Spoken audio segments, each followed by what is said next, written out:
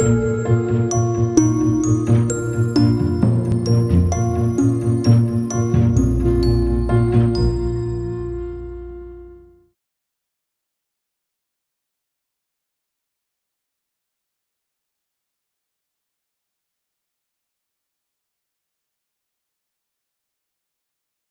a primeira palestra de hoje será sobre desburocratização da aquisição de bens e serviços no setor público. O nosso palestrante atuou como conselheiro do Tribunal de Contas do Distrito Federal, membro do Conselho Interministerial de Desburocratização, procurador-geral do Ministério Público junto ao Tribunal de Contas do Distrito Federal, juiz do Trabalho Regional do Trabalho da 10ª Região, consultor cadastrado no Banco Mundial, mestre em Direito Público, professor de Direito Administrativo, autor de diversos livros, Regime Diferenciado de Contratações Públicas, Licitações de Contratos, da Lei 8.666, e outras normas pertinentes, Lei de Responsabilidade Fiscal, Consórcios Públicos, Instrumento do Federalismo Cooperativo, Sistema de Registro de Preços e Pregão Presencial Eletrônico, comentando as licitações públicas e outras. Convidamos o advogado Jorge Ulisses Jacobim Fernandes. Muito obrigado, meu pai. Obrigado.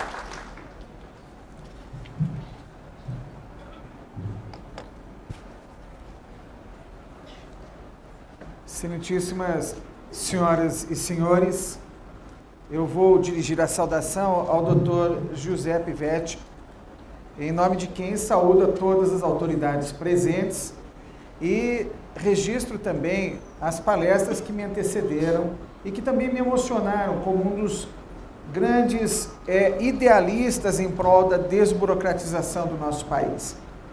Queria também registrar a excelência da organização, ao secretário e a todos os presentes, em nome da doutora Lara e da doutora Veramar, né, que estão aqui presentes, né? E dizer aos que estão de pé aí atrás que ainda tem muitos lugares aqui no meio, né? E que o controle da frequência será rigoroso, então não adianta ficar de pé para sair mais rapidinho. Né? Temos bastante lugares aqui e a minha palestra é prevista para durar 4h30 e eu peço que vocês então se assentem, né? Para que possam acompanhar. Falando sério, nós elaboramos um roteiro que deve estar já na mão de todos os senhores. Os que não tiverem, nós trouxemos em número suficiente a todos para que possam acompanhar a nossa exposição.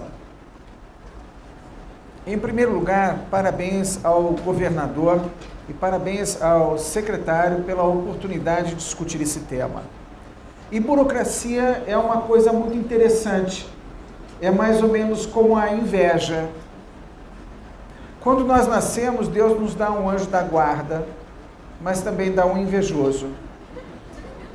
E não existe invejoso, só existe invejado. Eu não invejo ninguém, mas o fulano me inveja, ciclano me inveja, e por aí nós vamos. Burocracia é a mesma coisa. Os outros são burocratas, os outros é que criam formalidades que não precisam. Nós nunca fizemos isso. Então eu queria que saísse daqui, efetivamente, um grande compromisso de que todos nós somos partes do problema e podemos ser parte da solução. O doutor Joaquim, nos poucos minutos que confidenciamos aqui, me mostrou que a burocracia está nascendo na própria Constituição. Na medida em que criou instrumentos como outorga, contratual, na medida em que se criou instrumentos como prévio exame de tudo, né, por todo mundo. Então, nosso objetivo, seguindo inclusive as linhas que foram delineadas pelo senhor secretário, não é apontar órgãos que estão agindo errado, é mostrar o que cada um de nós pode fazer. Com frequência, inclusive, se aponta no nosso país que as normas são muito burocratizantes. E pelo que eu vivi até hoje, eu posso afiançar que os intérpretes são muito mais burocratizantes do que a norma. Mas muito, muito, muito mais. Porque encontram burocracia onde não existe. Na área de licitações, o nosso tema de hoje, nós vamos verificar que O nosso país estabeleceu no artigo 113 uma regra específica, uma regra segundo a qual compete a todo gestor público demonstrar a legalidade e a regularidade dos atos que pratica. Mas cuidado, quando os senhores assumirem a bandeira da burocracia, tomem cuidado, porque muita gente vai atacar quem levanta essa bandeira. Eu me recordo aqui, quando foi designado procurador-geral do Ministério Público, junto ao Tribunal de Contas do Distrito Federal, eu era procurador do Ministério concursado e fui escolhido procurador-geral. E uma das coisas que me chamava a atenção é que ao lado da porta trabalhava um sujeito. E ele tinha na frente dele uma carimbadora com 40 carimbos. E o dia inteiro ele passava tum-tum, tum-tum. Você ouvia o dia inteiro ele trabalhando, muito dedicado ao serviço. E eu passei, olhei todos os carimbos um dia e vi que estava faltando um. Verdade, é ridículo, mas estava faltando um. É um carimbo de começo de contagem de prazo processual. Para mim, o único que deveria existir. Porque você começa a contar prazo a partir da juntada ao processo da peça. Então, criei mais um. 40, 41. Quando eu assumi a Procuradoria-Geral, veio trabalhar comigo. Não havia quem preenchesse os requisitos para ser administrador no cargo de Procurador-Geral. Veio trabalhar comigo um cidadão e eu falei assim, olha, pega essa carimbadora aqui, era sexta-feira à tarde, e verifica para mim o que é necessário. Mas faça um estudo para mim, para a gente mostrar que nós queremos mudar alguma coisa efetivamente. E chegou na segunda-feira e falou assim, olha, só tem um carimbo que é necessário. Era o que eu tinha criado. E eu disse, bom, aí eu fui até a mesa de manhã cedo, tirei todos os carimbos e falei, a partir de hoje você só usa esse carimbo. E o rapaz ficou atônito, achou que eu estava demitindo ele. Só um carimbo, só um. Mas eu tinha que bater todos esses outros, pois é, tinha, mas não tem mais, agora é só um. Aquela rubrica com o número do papel, a gente já colocou na impressora, é um formulário. Você já imprimiu o texto, colocando uma folha em cima, a rubrica do lado e pronto, estava tudo resolvido. Cada vez que você carimba, é um movimento 2 vezes na almofada, eu não sei por que é 2, nunca me perguntei, 2, e depois um deslocamento de 50 centímetros do braço para carimbar de novo. Aqui é uma vez só. E retorna e coloca o carimbo na carimbadora. No prazo de 2 anos, esse movimento daria volta à Terra. Alarmante. E interessante, ninguém sentiu falta, ninguém cobrou nenhum carimbo, nenhum, depois que nós saímos. Ficou só um mesmo. Né? E eu acho que ele também já podia ter sido mudado pela era da informática. Mas estou colocando isso por quê? Porque todos nós somos parte dos problemas e queríamos que saíssemos daqui, todos nós com uma preocupação muito grande, sermos parte da solução. Nós preparamos um texto, que nós vamos começar agora a passar, que é esse aqui. Né? Folha de São Paulo, burocracia estatal dificulta combate à dor.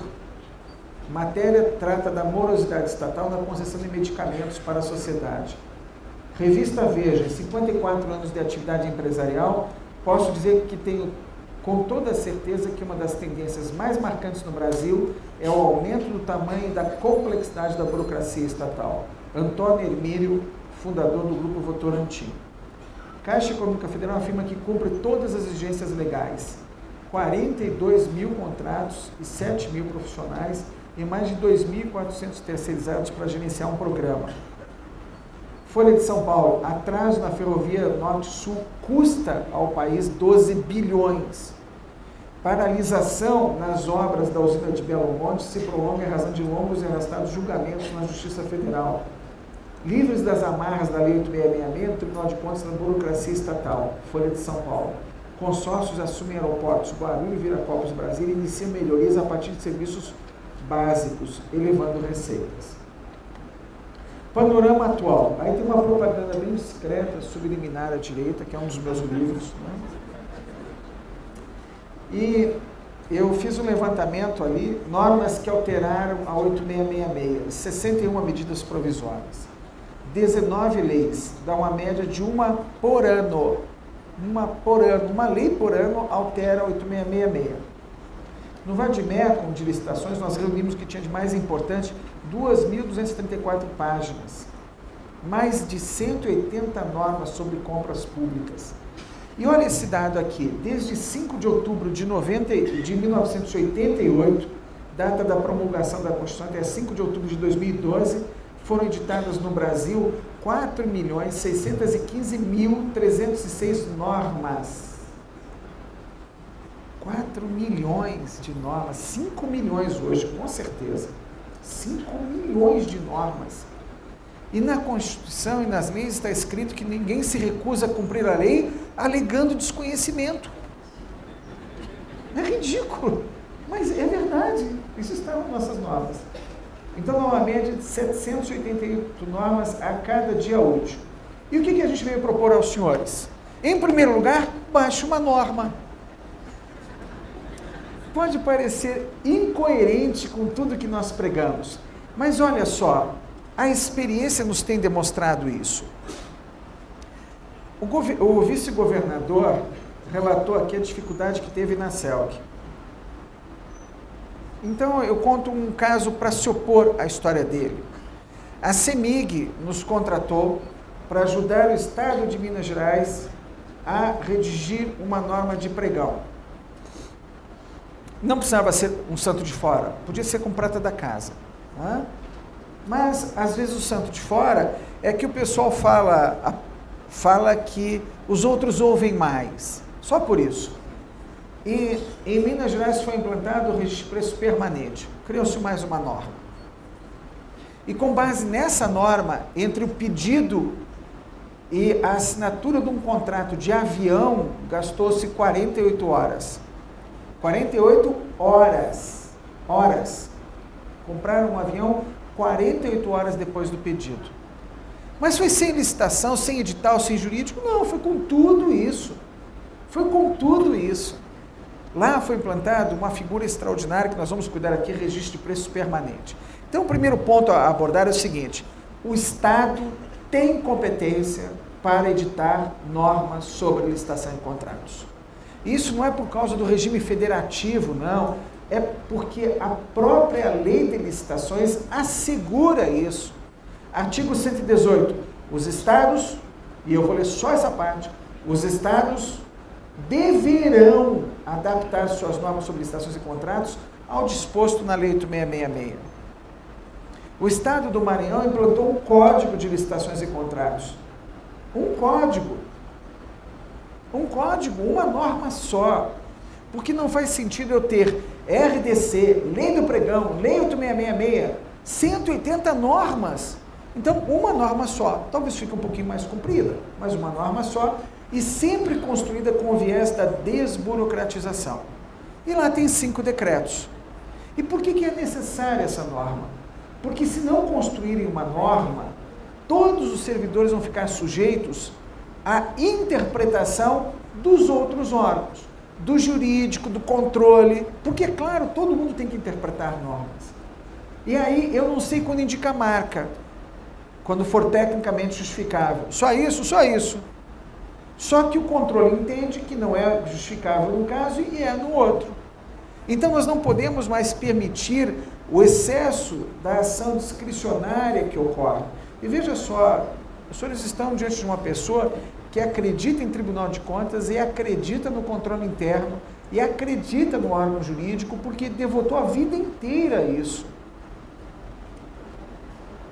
Então, primeira coisa, aqui eu cito como exemplo a Lei do Maranhão, é uma lei específica, não precisa consultar mais nada, só uma lei. 5 ideias importantes e desburocratizantes que estão lá nesse código.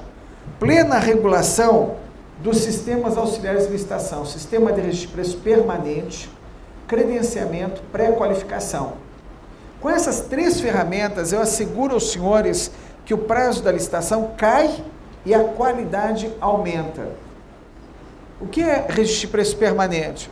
Eu faço uma licitação. O jurídico examina um edital uma vez na vida. E depois disso, todos os anos a gente reabre a fase de lances, permitindo a quem está fora o ingresso com a senha e código de acesso. Então, quem está fora no ano seguinte pode participar desde que comprove a habilitação. Um só processo, com a tabelinha de lances atualizada todos os anos. Um só processo. A insanidade de fazer compras anualmente tem que ter um paradeiro no nosso país.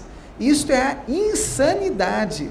Não faz sentido eu faço um edital para compra de medicamentos, no ano seguinte para porque A, B, C, D achou que está errado.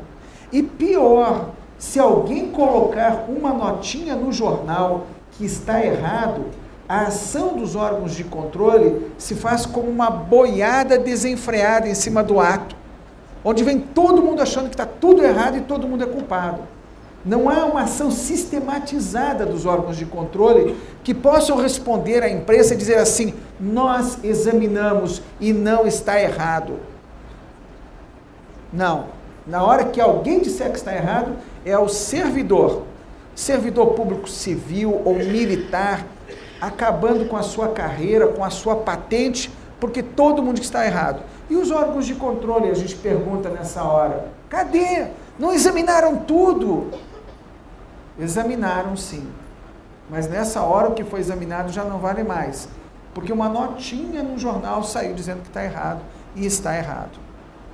Então é preciso que a gente tenha consciência de que a defesa do interesse público repousa em cima de um servidor, um só, o que praticou o ato naquele momento, e que quando isso acontece é a administração que tem que atuar conjuntamente. Eu não posso dar as costas e dizer assim, você agora está sozinho, porque foi examinado. E cansei de ver servidor respondendo por licitação superfaturada, em que um respondeu e a comissão de licitação foi exonerada. Cláusula restritiva do edital, um respondeu e o jurídico não apareceu, mas examinou e aprovou o edital. O Tribunal de Contas tinha examinado, a Controladoria tinha examinado, mas ninguém apareceu só. Peraí, meu exame foi preliminar, ainda não concluiu o exame. E todo mundo tem uma ótima resposta para se livrar do problema e deixar o servidor sozinho. Então lá foi regulamentado inteiramente. Veja, a norma está pronta. É Ctrl+C, Ctrl+V, mudando lá o nome do Estado. 2. Detalhamento e esclarecimento de questões complexas, como a questão de amostra do objeto. Eu posso pedir amostra? Não, se for um objeto comum não precisa. Caneta não precisa pedir amostra. Alô, do fornecedor? A caneta que o senhor me vendeu não está escrevendo. Testa outra. Não, amigo, eu já testei uma caixa inteira com 50 canetas, nenhuma escreve. O senhor achou que com aquele preço que o senhor estava pagando ali ia escrever. Olha, eu tenho uma ideia para o senhor pega um copo de água morna, coloca a caneta dentro, que essa caneta, tinta ressecada, ela vai voltar a funcionar, não se preocupa não. Isso é fato, eu estou contando fato verídico, olha só. Lá, exigência de amostra, a citação e a exclusão de marcas. Não se fala nisso. Lá nós regulamentamos as alterações qualitativas do objeto e a licitação deserta ou fracassada. Porque na visão hoje predominante na ação dos órgãos de controle, como eu disse, eles não são responsáveis sozinhos pela burocracia, todos nós somos igualmente culpados, não é? Mas veja só, a licitação deserta ou fracassada, hoje a interpretação é, você tem que repetir a licitação que não apareceu ninguém. Ué, por quê? Eu coloquei um edital, avisei que eu estava fazendo uma ponte, não apareceu ninguém, eu vou contratar quem fizer um preço justo. Acabou o meu dever de licitar. Quem inventou a tese de que eu tenho que ficar repetindo? Uma norma mal construída, aí é defeito da norma, porque ela permitiu mais de uma interpretação. Padronização de editais, elaboração de modelos digitais das modalidades de concorrência com e sem inversão de fases, com e sem inversão de fases, e pregão, padronizando os procedimentos. Por que eu tenho que encaminhar ao órgão jurídico um edital que ele já aprovou um igual? Nós propusemos isso há 12 anos atrás no Núcleo de Assistência Jurídica da Advocacia Geral da União, no Rio Grande do Sul. A procuradora da União, a advogada da União nos esclareceu: professor, eu passo o dia inteiro elaborando e corrigindo editais das Forças Armadas. É a minha função. E eu coloquei: por que você não padroniza? E ela padronizou 5 modelinhos e colocou o seguinte: se tiver de acordo com o padrão, não volta mais aqui. Ou se voltar, marca em vermelho a cláusula que você fez e eu aprovo ela em 30 minutos. Minutos. É só trazer aqui e eu aprovo. Porque eu vou saber qual é a cláusula que está diferente. Se precisar de mais tempo, é claro que ela vai ter. Quarta regra: capacitação contemplando todo o sistema integrado de licitação com avaliação e nota mínima. Isso nós já fizemos lá. Aplicamos prova em todo. Primeiro, qualificação. Foi mais de 40 horas para a maioria das pessoas. Para outros foi 16 horas, 20 horas, dependendo da atividade que exerce. E depois foi feita uma prova. E quem não passar na prova, eu corrigi a prova, sem saber quem estava fazendo. Não foi caracterizada. E quem não passar na prova, pode continuar na função? Pode. Mas o chefe vai assinar um termo dizendo que responde solidariamente pelos atos praticados por aquele servidor que não demonstrou competência na prova, mas que é de confiança dele. E isso pode acontecer. Tem pessoas que sabem tudo, mas numa prova não consegue se sair bem, não é verdade?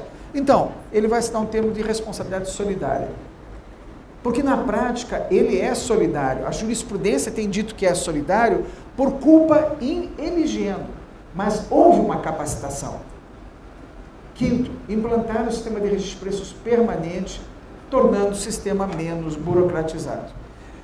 A CEMIG, no seminário que houve em Foz do Iguaçu, para 1.500 pregoeiros do Brasil, de todo o país, fez um relato que me deixou muito envaidecido. Diz que houve 2 tempos na CEMIG, um antes da nossa atuação e outro depois da nossa atuação.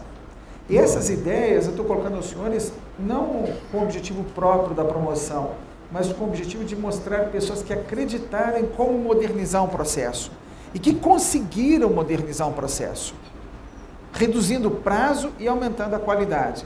Veja, se nós conseguimos padronizar os objetos e conseguimos fazer registro de preços para repetição anual só com atualização de preços, nós resolvemos o problema de compras.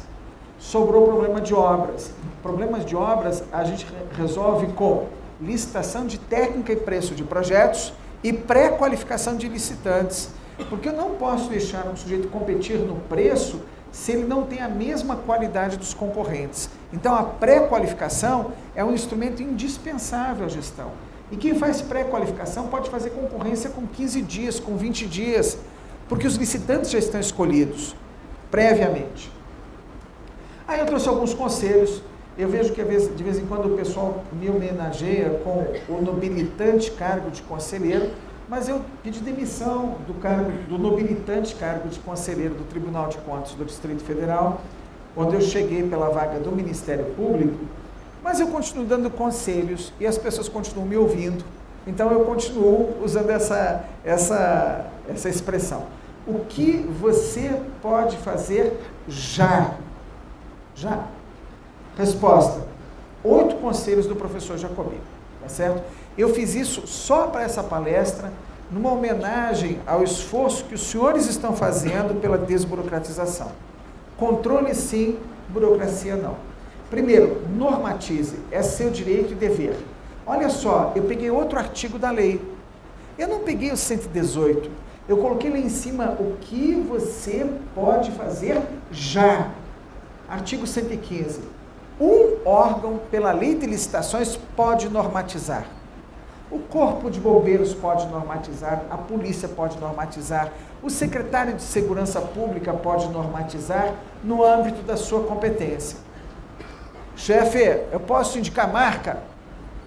Pode, nos casos do artigo 12 e 15 da Lei 8666, mas eu não sei como é que faz isso. Então vamos criar aqui uma comissão para indicar todas as marcas e padronizar. E baixa um ato.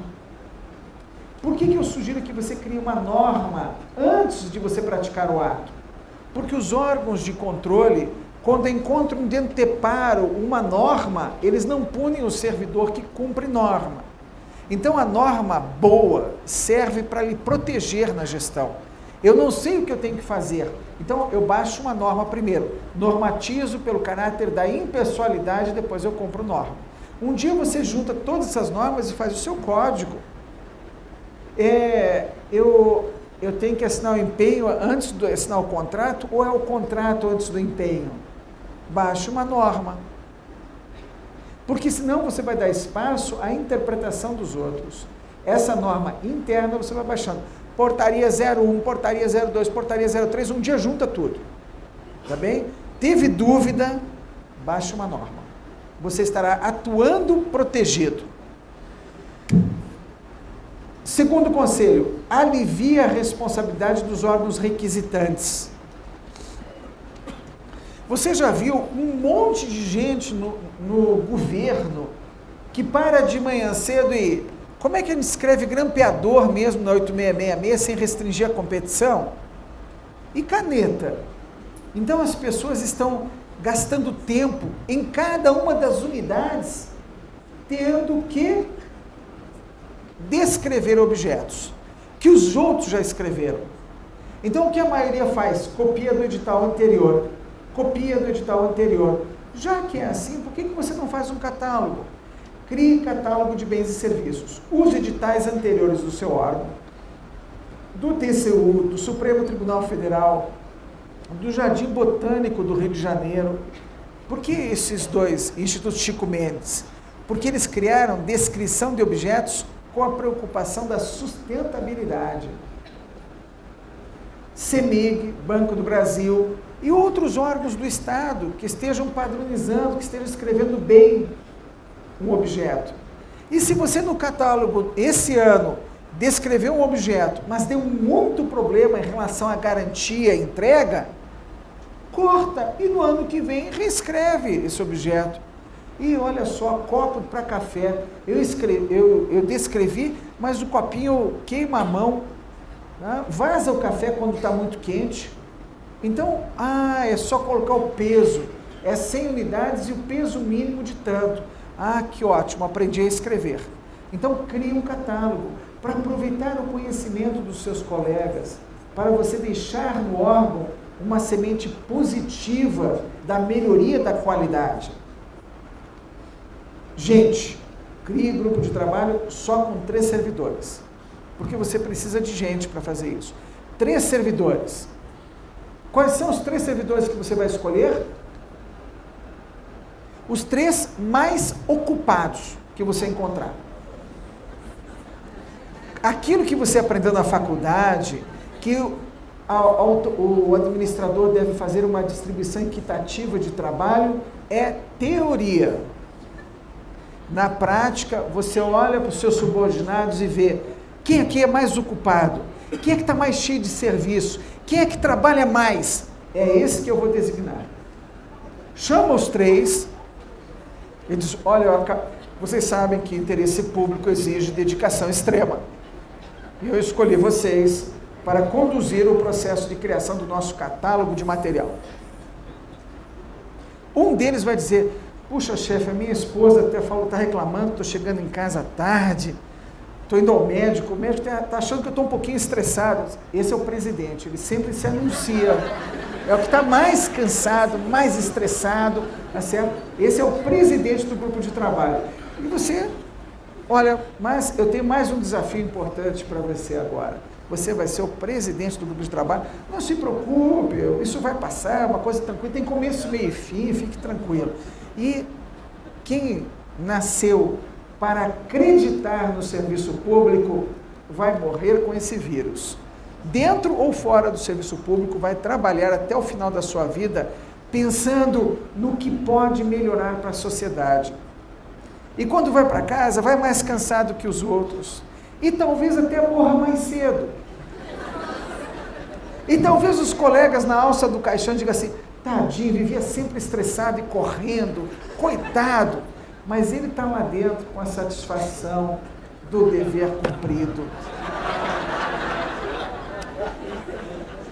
os medíocres que passaram a vida inteira dele criticando, vão estar lá criticando, vão continuar criticando e vão chegar em casa vazios, porque não fizeram nada pela sociedade.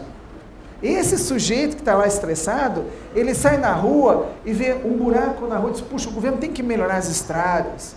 Ele lê uma manchete no jornal e diz assim, puxa, tem gente morrendo por falta de medicamento, se eles soubessem o que a gente podia fazer por eles, puxa, se eu encontrar, eu vou falar. Ele está o tempo todo assim, integrando e acreditando que ele faz parte da solução do problema. Talvez morra mais cedo, mas morre mais feliz. Terceiro conselho, normatize pesquisa de preços. E aqui, essa semana, eu tive acesso a um banco de preços privado que tem 28 milhões de preços e achei fantástico. Então, para compras, eu tenho sugerido, baixe um decreto dizendo que serve os preços do Comprasnet ou os preços do banco de preços de uma instituição chamada Negócios Públicos. Eu conheci essa semana, achei fantástico. Já conhecia antes de ouvir falar, mas me detive um pouco para pesquisar, é fantástico. Lá você clica lá, o exemplo do nosso grampeador, eu cliquei em grampeador. E apareceu a descrição de todos os grampeadores e os últimos preços listados no Brasil. Fantástico, na iniciativa privada. Banco de preços da Negócios Públicos. Não estou ganhando nada com isso, não é nenhum comercial não, mas está muito bem estruturado. O outro é o Comprasnet, né? O sistema do governo federal, e vocês aqui também têm referências de preços próprios. Esse do banco de preço está regionalizado, está muito bom. Normatize a pesquisa de preço. Por que eu proponho que você normatize? Porque nós temos que parar com uma ideia ridícula que alguém plantou, não se sabe quem foi o culpado no Brasil, mas alguém escreveu em algum lugar que são 3 preços antes da licitação.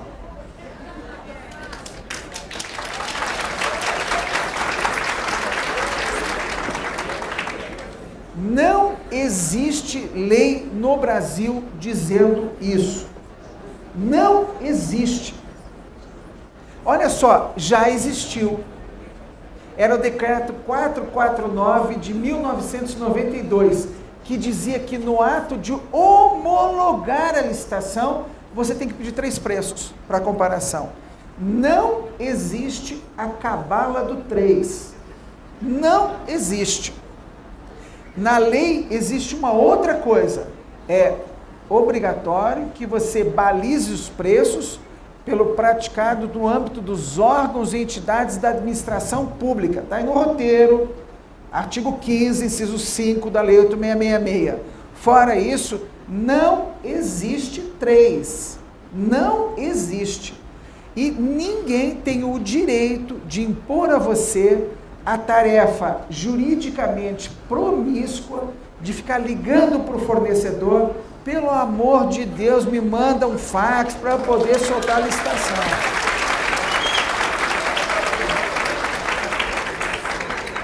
Porque o controle só pode obrigar nos termos da lei. Não pode obrigar pela sua vontade pessoal. Compreendam. Nós temos que estimar preços com base em quê? Comprasnet, banco de preços, o que os outros órgãos compraram. Liga para o TCU, liga para o Tribunal de Contas, liga para a polícia, liga para o Ministério Público e vê quanto eles estão pagando. Você pode ligar para os outros órgãos públicos. O órgão público, pela lei, a referência de preço é o preço do governo. Então, quando o repórter da televisão pegar o produto que você comprou, o grampeador, e for lá na feirinha e perguntar qual é o preço do grampeador, que o rapaz responde com nota ou sem nota, e ele disser que você fez uma compra superfaturada, a gente tem que rir. Dá uma sonora gargalhada. Olha só, CD-ROM para gravar. O sujeito saiu lá na televisão dizendo, foi comprado pelo órgão ao preço de R$2. Nós estamos aqui na feirinha, aqui com o seu Joaquim, que está vendendo por 30 centavos. Está superfaturado. Não, não está superfaturado, porque ele não paga imposto, porque ele não entrega mercadoria, porque nós não aceitamos que ele negocie, e mais da metade da economia brasileira 27% do PIB nacional está na economia informal. Como é que alguém pode ir para uma pessoa numa feira, perguntar o preço e comparar com o do servidor público? Como é que pode isso? A lei é muito clara, então normatize. Se você tiver dificuldade, a gente tem uma proposta que a gente já normatizou em outros estados, como é que se faz a pesquisa? Assim, assim, assim, assim, assim. O sexto ou sétimo item é consultar o fornecedor. O sexto ou sétimo, tá certo? E o pior, o pessoal manda consultar 3 e depois tirar a média. O preço do computador Compaq, o da IBM, o Dell e o feito fundo de quintal. E você tira a média. Média entre laranja, banana e abacaxi é o quê? Salada de frutas. Não tem sentido nenhum. Então, nós precisamos normatizar isso. Olha, é nesse ponto que muitos servidores acabam a carreira, que dá separação conjugal. Chega em casa, meu bem, você está aqui no Jornal Nacional acusado de superfaturamento, como é que eu não vi esse dinheiro que você ganhou a mais todo aí? Né? E você diz que a gente não tem dinheiro ou está comprando superfaturado? Né? Então, normatize.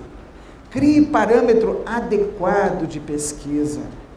Não deixe os seus servidores ficarem nesse problema. Bom, aqui eu peguei algumas regras orçamentárias de contratação que nós propusemos lá. Mas olha, eu estou mostrando que já foi feito, mas eu tenho absoluta certeza que os senhores podem fazer coisa melhor.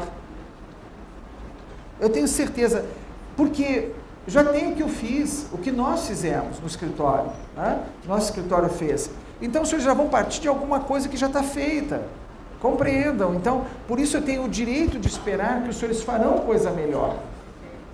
A estimativa de preço para balizar o pregoeiro e a comissão de licitação poderá ter em conta o preço registrado no Estado, sistema de registro de preço, que é uma grande ferramenta, ou constante de catálogo de produtos e serviços, preço constante de banco de preços públicos. É o caso do Comprasnet, do banco de preços da Negócios Públicos, preço de outras atas de registro de preços, preços de tabela de referência, preço praticado no âmbito dos órgãos e entidades de administração pública. E sexto, não é sétimo, pesquisa junto a fornecedores. Olha, é preciso que o servidor siga essa linha. Olha, como é que faz pesquisa? É assim, assim, assim, assim. A jurisprudência do Tribunal de Contas da União tem entendido, e se aplica a estados e municípios pela súmula 222, que quem faz pesquisa responde pelo superfaturamento. O que você faz aqui? Eu só faço pesquisa, mais nada.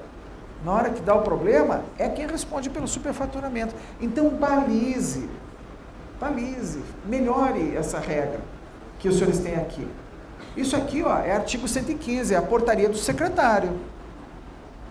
Claro que se você puder fazer como a gente fez no Maranhão, um decreto, faça decreto. Se puder fazer uma lei, faça uma lei. Mas se não puder, amanhã baixe uma portaria. Pesquisa de preço no meu órgão vai ser assim, ponto. Tá? E quando fizer isso, todo o processo você junta a sua norma interna. Com base no artigo 115, regulamenta a pesquisa de preços. E não pode ninguém se opor a isso, porque juridicamente isso é permitido pela lei, artigo 115. Pesquisa de preço para repactuação de serviços contínuos. Está grande aqui, eu não vou ler, mas é simples. Fiz uma licitação para serviços contínuos. 12 meses depois, eu vou prorrogar o contrato. E o que a jurisprudência dizia? Faça uma nova pesquisa de preços. Espera aí. Eu fiz uma lá atrás, quando eu fiz a licitação. Agora eu vou prorrogar. Eu só coloquei o preço da repactuação, só o dissídio coletivo. Por que eu tenho que fazer uma outra pesquisa? Quem me deu o preço na época também teve que pagar o dissídio coletivo. Então a realidade não mudou. Mas a jurisprudência toda gritava aos 4 ventos: na prorrogação de contratos de serviços contínuos, faça uma nova pesquisa. Esse acórdão muda essa ideia do TCU. Quem fez uma pesquisa uma vez, fez uma pesquisa uma vez. Sabe por quê? Porque quem trabalha com licitação está ficando cansado de bancar o bobo. Porque a licitação, o sujeito saiu vencedor, ou porque entrou e brigou, e quando você fizer a pesquisa, todo mundo vai dizer que está cobrando menos, para derrubar a licitação, para você fazer uma outra. Ou ele não brigou com ninguém, e saíram e tomaram uma cervejinha juntos. E se ele fez isso, a hora que você pede a pesquisa, vem todas as propostas de cobertura. Né? Então você está fazendo papel de bobo.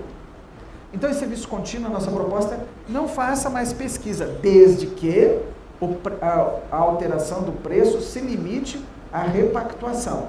É o que tem acordo do TCU, na súmula 222 se aplica ao Estado do Goiás.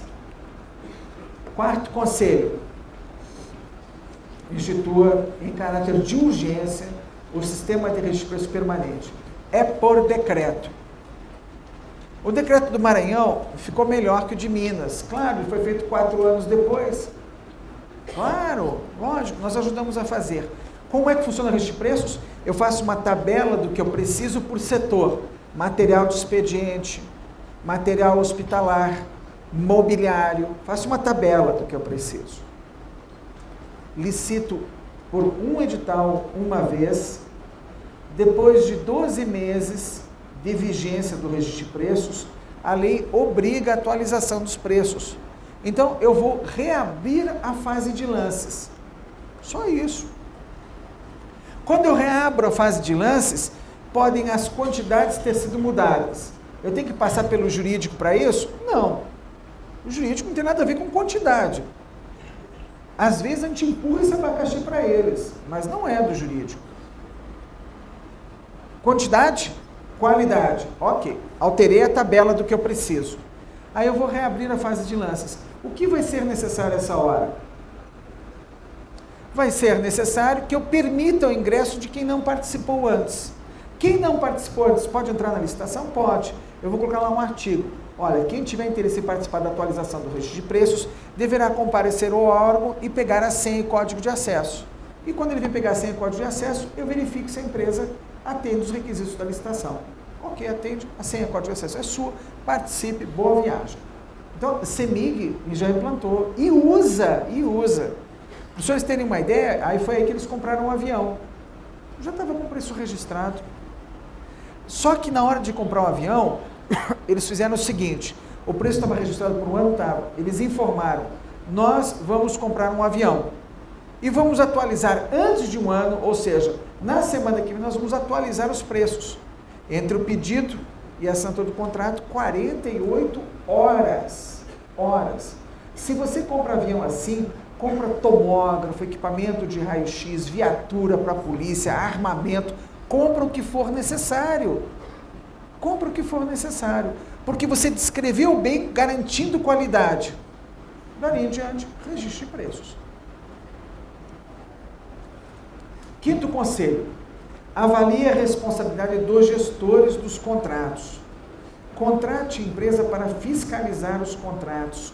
Quarteirize. O que está colocado na lei de licitações? Na lei de licitações está colocado o seguinte, quando você assinar um contrato, você designa um servidor para acompanhar o contrato. E na lei também está escrito no mesmo artigo, no artigo 67, artigo 67, que você pode contratar terceiros para assistir e subsidiar. Então, hoje, há um aspecto horrendo dos órgãos de fiscalização. Veja só, eu contrato uma empresa, não recolhe INSS. Tudo bem, o fiscal do INSS que cuide disso. A empresa não recolhe fundo de garantia. Deve ter um fiscal nesse país que fiscalize o fundo de garantia. A empresa não anotou a carteira de trabalho. Deve ter um fiscal lá no Ministério do Trabalho que fiscalize isso. Só que o que aconteceu? Passaram a exigir isso do servidor. Eu tenho que verificar INSS e o recolhimento do fundo de garantia está correto. E tem que verificar a previdência, o fundo de garantia e todos os impostos. Então nós passamos a ser os fiscais do governo. E aí nós nos preocupamos como é que nós conseguimos o desastroso cenário em que vai fazer licitação, não atua na licitação, atua na fiscalização de impostos. Nós conseguimos isso. Agora, construa um detalhe a mais. Olha só, nós temos proposto, quando você vai fiscalizar fundo de garantia, antes eu dizia, faça por amostragem.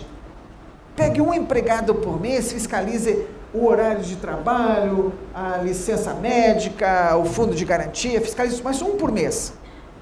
Claro que eu sei que o servidor não tem essa qualificação. Eu fui num congresso uma vez, num seminário, e eu fiquei surpreso. O congresso era sobre a instrução normativa número 2 do Ministério do Planejamento, que é que estabelece regras para você fiscalizar um contrato de terceirização de mão de obra. E as perguntas das pessoas não foi sobre a IN2, foi sobre o meu conhecimento do tempo que eu tive quando fui juiz do trabalho. Doutor, a hora extra é calculada em cima do adicional noturno ou a adicional noturno é calculada em cima da hora extra? Ué, por que você quer saber? Não, porque a gente tem que refazer a folha de pagamento aqui dentro. E nesse órgão que eu fui visitar, o tribunal, eles refazem a folha de pagamento. Então, para você voltar a se concentrar na execução de um contrato, entrar no banheiro, tem papel, tem sabonete, tem toalha, está limpo, é isso que é a sua missão, contrate uma empresa para fiscalizar e dar um relatório a você. Olha, eu fiscalizei o ponto de todo mundo, fiscalizei a hora extra de todo mundo, esse mês pedi todas as carteiras de trabalho, conferi todas as anotações, conferi as licenças gestantes, e ela dá um relatório, e você volta de verdade a ser um servidor público preocupado com sua atividade fim. A Polícia Federal fez uma licitação, tinha uma licitação para manutenção de veículos. E essa licitação para manutenção de veículos consumia 96 agentes da Polícia Federal. Porque eles tinham que controlar oficinas e peças licitadas separadamente, como recomendavam os órgãos de controle. E eles conseguiram lutar para criar um paradigma no Tribunal de Contas da União. Eles licitaram um sistema ticket, peça e serviço. Ganhou a ticket, mas podia ter ganho qualquer uma das... Tinham mais de 5 empresas no Brasil. E eles passaram a consumir 6 agentes só. Ganharam 90 servidores para atividade fim novamente. Veja, isso já tem jurisprudência do TCU. Manutenção de veículos, a gente licita integrado. Pronto, acabou. Peça, hora de serviço, desconto sobre tabela do fabricante, temos condições de avançar. E temos bons precedentes. Esse precedente está lá no meu portal também, no nosso portal. Então, quarteiriza, está aí na apostila as ideias detalhadas para os senhores, e aí está o artigo 67. Olha, quando você pega um contrato ruim, é porque o gestor do contrato, às vezes, nem sabe que é gestor do contrato. Eu fui ministrar um curso em Brasília, em que o sujeito, num tribunal em Brasília, um dos maiores tribunais do Brasil, em que o diretor-geral me chamou e falou assim, Jacobi, eu não consigo, você veja, tem uma licitação excelente, e os contratos são todos ruins. Eu disse, se você nomeia um fiscal pelo artigo 67, a gente chama de gestor fiscal, chame como você quiser. Eu prefiro o nome gestor. E sugiro que você contrate uma empresa para fiscalizar e dar um relatório para o gestor. E ele disse, sim, todo contrato tem um gestor. Eu disse, tá bom, então vamos descobrir que está errado? Põe todo mundo no auditório. E ele colocou 70 pessoas. E ele era uma pessoa muito ocupada. Ele foi sair da sala e falou assim, não, você fica. Não, você fica. Você vai ficar aqui 1 hora comigo, porque nós vamos descobrir juntos o que está errado. Cheguei, todos os gestores de contratos estão aqui? Todos estão aqui, Jacob. Então tá bom. Pessoal, eu vim dar um curso sobre gestão de contratos. Tá bom. Quem daqui é gestor de contrato? 7, 8 pessoas levantaram a mão. Como é que, me virei para ele, como é que você quer, falei baixinho, claro, né, dentro da ética que se exige, como é que você quer que ele seja um bom gestor do contrato, se você não falou para eles? Jacobi, eu nomeei todo mundo por boletim de serviço. Pessoal, alguém aqui lê boletim de serviço? Aí um sujeito levantou todo animado. Eu leio todos os dias. Inclusive eu sou o revisor do boletim. Tem que ser, né? Pelo menos você tem que ler, né? Então veja só, como é que você nomeia o gestor do contrato? Do mesmo jeito que você escolhe aquela comissão. Chama o servidor, bom dia, fulano, olha só, estou nomeando você para ser gestor do contrato, mas não se preocupe, eu vou contratar uma empresa, quando é mão de obra de serviço, para ajudar todo mundo. Você vai receber um relatório de entrada, saída, cumprimento de horário, desvios de função, tudo anotado para você, você só assina e assina a fatura, tá bom? Analisa, fiscaliza. Então, a lei permite isso. Veja, nós estamos falando daquela lei que todo mundo fala que é a série 8 da besta, 8666, né? E ela tem coisa boa. Sexto conselho, invista em capacitação. Sabe o que eu fiz para os senhores? Eu peguei uma lista de acordos que nós nos lembramos e coloquei na apostila. Todos esses acordos aí o TCU manda investir em capacitação. Primeiro ponto, como os senhores hoje estão fazendo, isso aqui é uma capacitação profunda, uma reflexão sobre os nossos destinos, sobre a importância do que fazemos para a sociedade, sobre o quanto nós burocratizamos a nós mesmos. Né? Então, invista em capacitação. Sétimo, normatize a ação do controle junto com os órgãos de controle. Não adianta você dizer o seguinte, o Estado está muito burocratizado, então eu não quero mais controle. Não é essa a ideia. A ideia brilhante do nome desse seminário foi controle sim, burocracia não. Como é que eu consigo mudar essa realidade? A minha proposta é a seguinte, olha, peça ajuda à Procuradoria-Geral do Estado, a doutora Raquel, peça ajuda. Pode elaborar editais e contratos padrão, por exemplo, 10 modelos. Dispensando-se o exame pela PGE quando seguir modelos. Valorize. Não é, olha, o procurador não tem que opinar. Não, a gente valoriza a ação. E aí eu vou contar para os senhores mais uma historinha.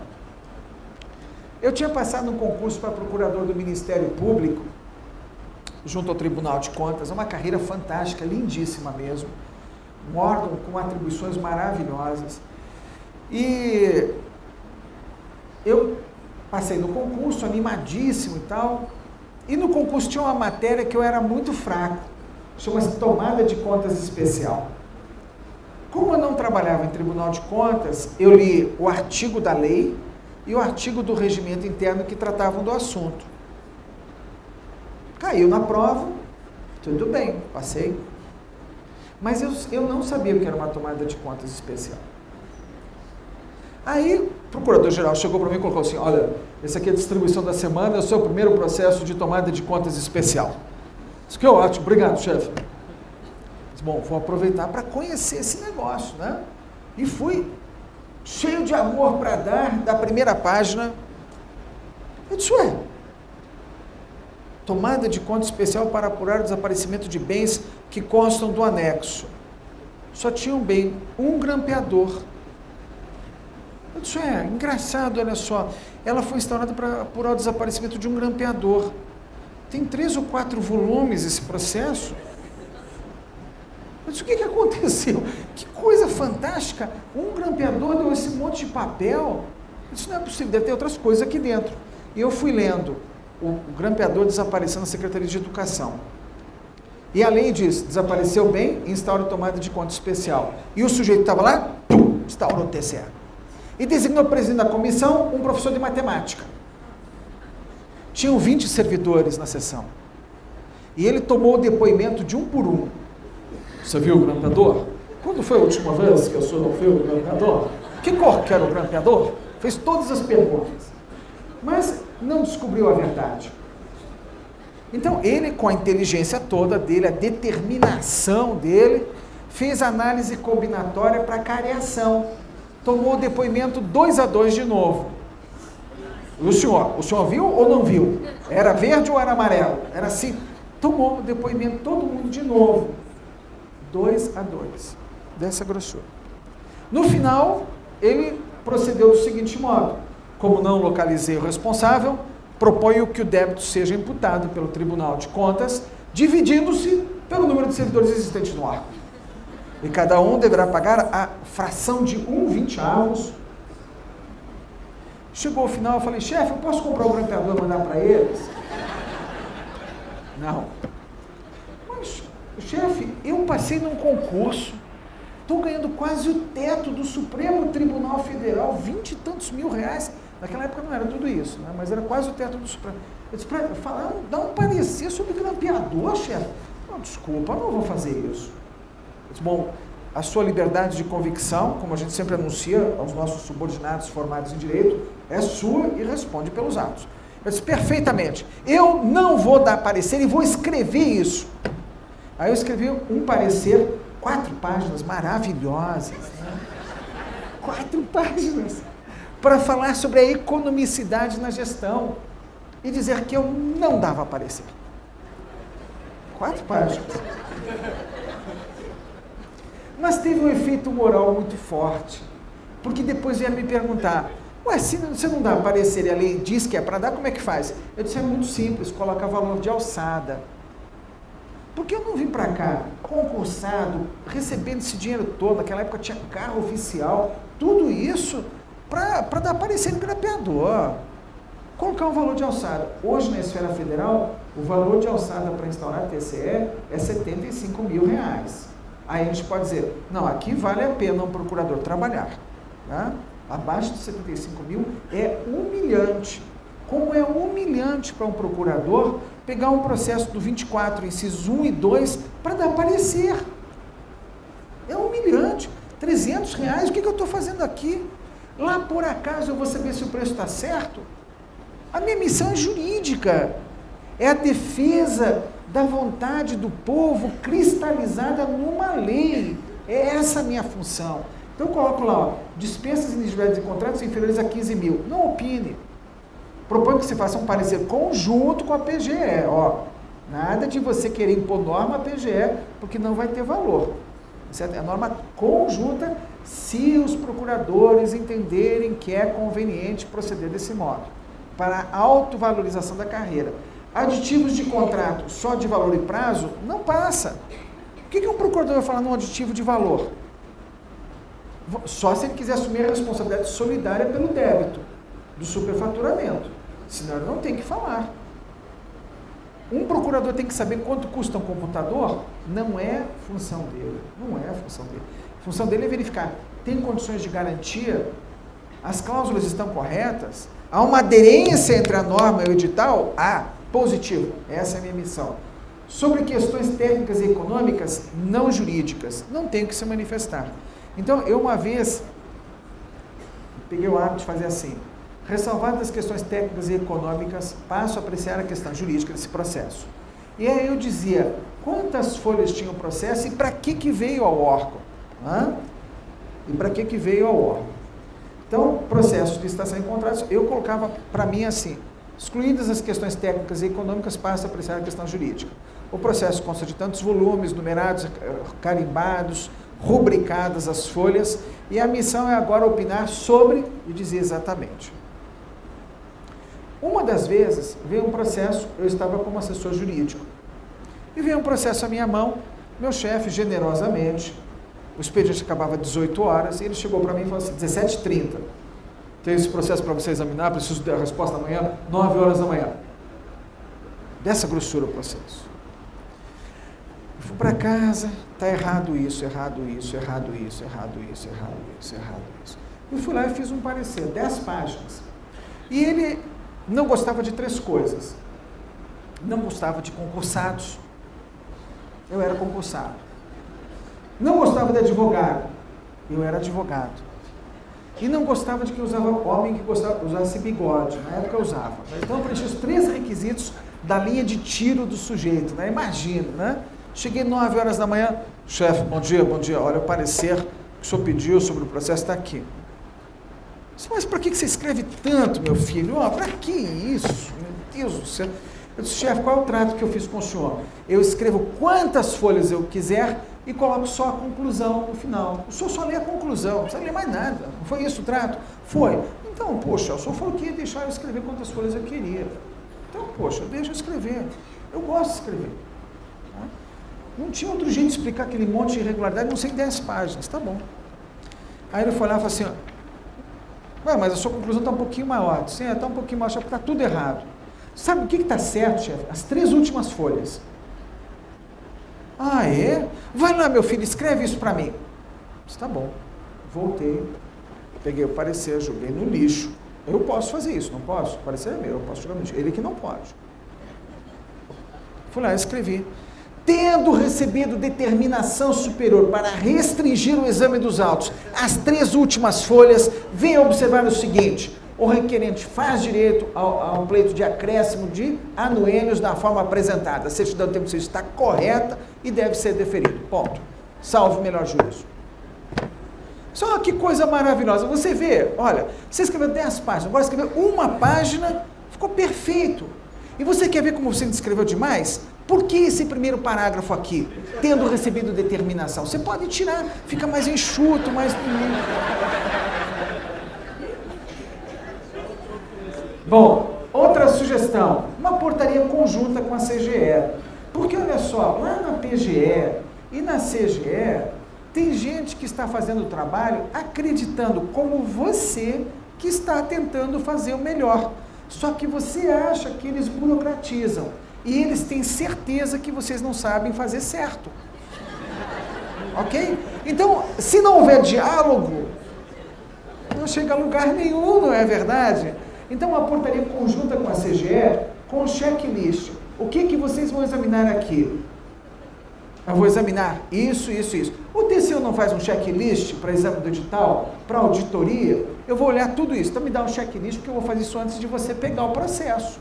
Não é justo? Eu já sei que ele vai examinar, ó, chequei, tá tudo certo. Tendo, aí eu escrevo, ó, toda vez que eu trabalhar eu escrevo. Tendo procedido ao exame de auto, conforme o checklist concedido pela CGE, verifiquei que, 2 pontos, deve ser corrigido folhas tais. Pronto, você ajuda a fazer. No Brasil, eu assisti um espetáculo ridículo, que é aquele espetáculo da boiada desenfreada em cima de um escândalo publicado pela imprensa. A maldita tapioca que o ministro comeu. E usou um cartão governamental para pagar a tapioca. E o Brasil inteiro foi fiscalizar suprimento de fundos e cartão corporativo. Não importa quanto foi gasto, o importante é que a gente está fiscalizando. Não é... Porque na hora em que você está matando um mosquito, o elefante está passando. É isso que bloqueia, é isso que dá miopia ao país. Então, olha lá, comeu tapioca, ressarciu. Atenção, agora em todos os roteiros de inspeção, pega por amostragem um processo de cartão governamental. Claro, a vida não vai continuar? Vai. Eu coloco em roteiro de auditoria a verificação por amostragem de um cartão. Nós paramos para assistir o espetáculo da tapioca, que todo dia tinha uma notinha no Jornal Nacional. A minha proposta é que você crie o que nós chamamos de matriz de responsabilidade e matriz de controle. Olha só, já existe uma coisa chamada matriz de risco, que é uma ferramenta que os órgãos de controle interno e externo usam para identificar onde existe maior risco. Segundo ponto, o que a gente propõe? A gente propõe que você defina. Os órgãos jurídicos atuam aqui. Por força de lei, edital e contrato tem que ser examinado pelo órgão jurídico. Dali em diante, uma matriz de responsabilidade. A CGE vai atuar em que momento? O tribunal vai atuar em que momento? Porque no Brasil, caiu o controle prévio. Nós tínhamos controle prévio dos atos até 1946. Você praticava um ato que tinha que ir ao Tribunal de Contas para receber um carimbo antes de pagar. Isso acabou na Constituição de 46. Hoje no Brasil, nós trabalhamos com controle concomitante e posterior só. Não tem mais controle prévio. Quem faz controle prévio numa licitação é só o órgão jurídico em relação a edital e contrato. O Supremo Tribunal Federal decidiu que é inconstitucional norma local que estabeleça a competência do Tribunal de Contas para realizar exame prévio de validade dos contratos. Só lembrando. 8º Conselho. alivia a responsabilidade do contratado. Olha só o que estabelece a Constituição. Eu estou acabando aqui, já está no meu tempo certinho, tá certo? Ok, já estou acabando. Mais 4 minutos. O que o Código Tributário Nacional estabelece? Ele permite que você contrate alguém que diz que está em dia com todos os tributos, se isso ocorrer no momento da licitação. Então, a nossa proposta é você valorizar, e eu vi que está no belíssimo material que os senhores produziram, tiveram a generosidade conosco, de colocar o nosso artigo licitação com menos burocracia. Olha o que está colocado em lei. Salvo quando expressamente autorizado por lei, nenhum departamento da administração pública dos estados ou sua autarquia celebrará contrato ou aceitará proposta em concorrência pública, na época só tinha concorrência, sem que o contratante ou o proponente faça a prova de quitação de todos os tributos devidos à fazenda pública interessada relativos à atividade em cujo exercício o contrato concorre. Nós passamos a exigir a regularidade com todos os impostos, quando o Código diz que é só o imposto que incide na atividade. O artigo 207 coloca, independentemente de disposição legal permissiva, isso quer dizer, não precisa nenhuma outra lei autorizar, isso é o Código Tributário, tem força de lei complementar. Independente de qualquer norma, será dispensada a prova de quitação de tributos ou seu suprimento quando se trata da prática de ato indispensável para evitar a caducidade do direito. Então, não é possível que alguém deixe de participar de uma licitação porque não conseguiu a certidão. Ele faz uma declaração e responde sobre as penas da lei. O artigo 29 da Lei de Licitações também estabelece que, no artigo 29.3, que a prova de inscrição no cadastro tem que ser pertinente ao ramo de atividade compatível com o objeto do contrato. E nono conselho, quando lhe parecer que a burocracia renasceu, faça a segunda edição deste seminário e me chame novamente. Obrigado a todos.